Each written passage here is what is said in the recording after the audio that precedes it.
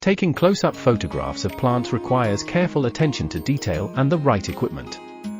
First, you'll need a camera with a macro or close-up setting to ensure you can focus on the intricate details of the plant.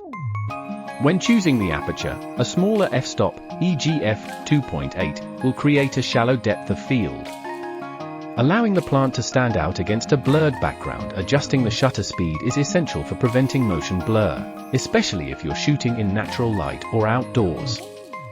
A tripod can be useful for keeping the camera steady and ensuring sharp images, particularly when using a slower shutter speed.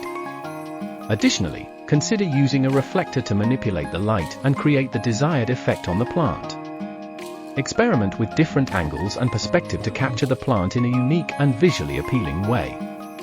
Lastly, practice patience and take your time to compose the perfect shot, as close-up photography of plants can be a meticulous process. With the right equipment and attention to detail, you can capture the beauty and intricacy of plants in stunning close-up photographs.